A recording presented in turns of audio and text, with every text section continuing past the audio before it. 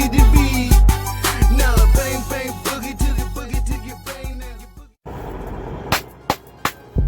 My brothers, my sisters, my kinfolk, my knee-G's, what it do, fam? What it do, what it do, what it do, what it do, what it do? You already know, back at you again, dropping another one. Actually out here in the city right now, getting reloaded, well actually getting loaded. Headed back out to Texas and whatnot. I had to get the little sun gazing going on before I decided to do this one and everything. But let me go out here and get into it, because I think he might be done loading me up. Today is Tuesday, so I'd like to give thanks to the planet Mars. I'd like to give thanks to the gods and goddesses of war and destruction. I also like to give thanks to Gatekeeper Azazel. I'd like to give thanks to Moon Goddess Lilith. I'd like to give thanks to Lord Tahuti. I'd like to give thanks to Goddess Isis. I'd like to give thanks to all the gods and goddesses known on this day. And also thank y'all for allowing me to tap into y'all energy on this day. Ashe, Ashe, Ashe. Alright, fam. This is Soapbox 8. 888. Numerology, actually, it's really supposed to be 7. I fucked up last week, but I said the hell with it. But this is 8. In numerology, 8 represents infinity, constant flow, money. It's almost like a river, you know, constant flow, non-stop and whatnot. So there it is. I kind of said I did not want to talk about this one, but I felt it's only right. Now, 2 things. One, everybody know, well, I should know, born and raised right here in Indianapolis, Indiana. And we was made the national news. It seemed like we always fucking make the national news. But anyway, made the national news about the shooting and whatnot, quote unquote the massive shooting and everything. It's fucked up, but also at the same time, this path that I've been going down, I've been learning more and more how you cannot emotionally let your feelings get involved and get in the way of certain things. It was something that I had read. Matter of fact, I think he does. So hold on real quick, fam. Alright, fam, I'm back. Just got loaded up, whatnot. But the Buddha, a student had asked the Buddha one day a question, and it was about basically letting go.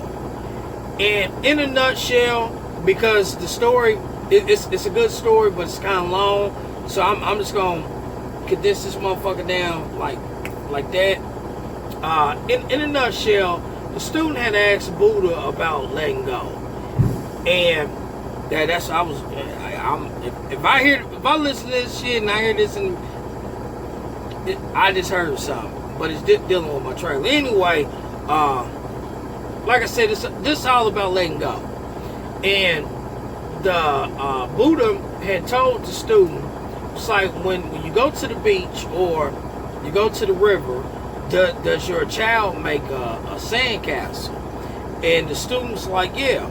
And he said, now when the current or the water comes up on the shore, don't it wash away the sandcastle? And he was like, yeah. And he was like, and my son gets mad. And he was like, now when your son gets mad at all of the hard work that he put in to build this castle, what do you do as his father or as a parent? He was like, I do nothing. I just stand there and do nothing. Well, it's the same thing, you know. And I know some of y'all probably like, well,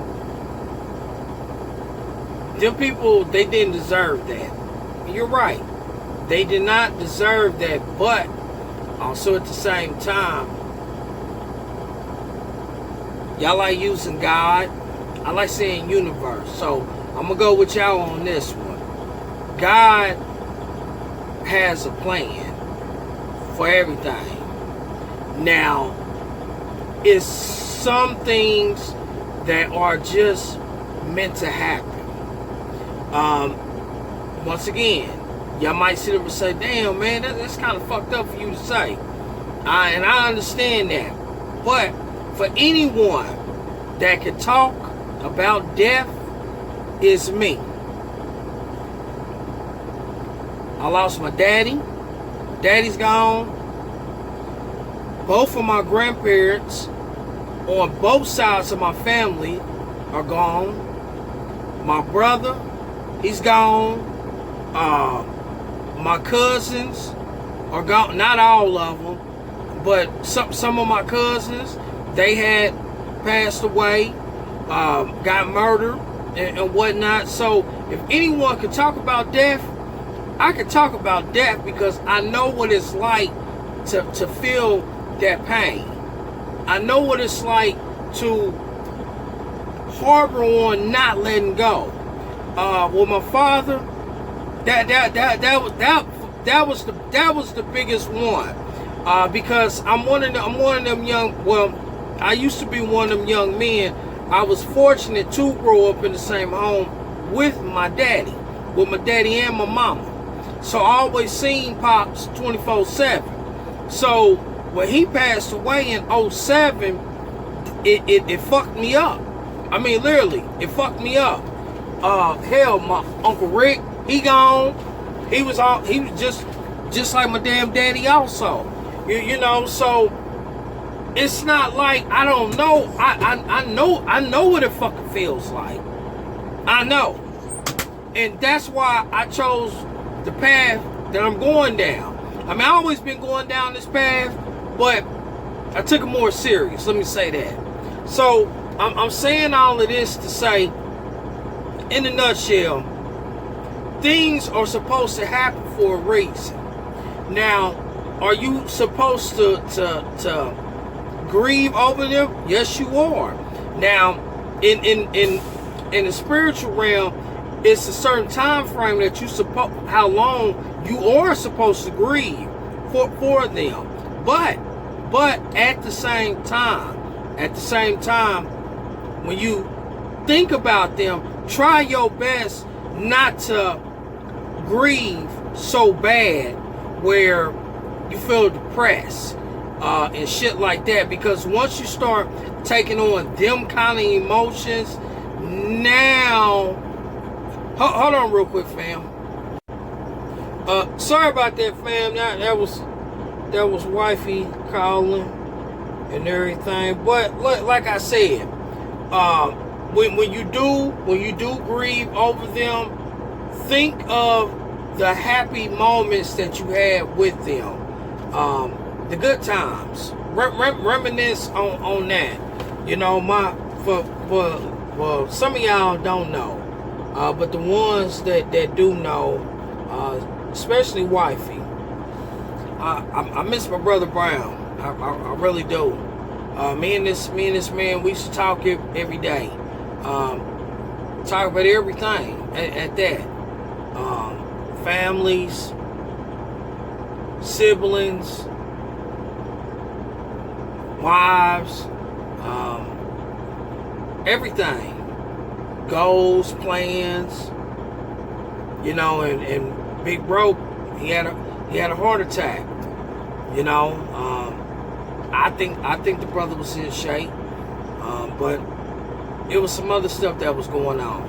But I miss Bro, really do. So every time that I think about him, I think about all of the good conversations that me and him has had, and because of his death, him and Lil Rick, because of their death, it made me do the ancestry altar. So I just kind of felt like I wanted to come on, record something. It's gonna be alright. I had something else I want to talk about, but that's dealing with. Sometimes in life you have to hit the reset button to reset.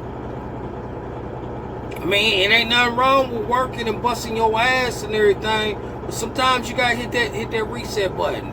And me and the fam, we had a wonderful time down there in Clarksdale, Mississippi. It felt good being back home. Clarksdale is not my physical home, but both sides of my family is from in R. Shit, goddamn it! I still got family down there in Canton, Mississippi. Got 2 cousins that's in Meridian. Don't know if I got any people in Jackson. I know for a fact I got a great aunt that's in Clarksdale and Drew, Mississippi. So it's in my blood. So it felt good being back home. Had a wonderful time, excellent time. Can't wait to do it again. Can't wait.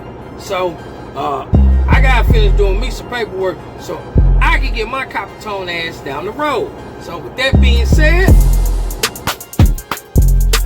my brothers, my sisters, my kinfolk, my Nijis, I appreciate it. And I thank you for taking time out of your day to listen and to watch my copper tone ass.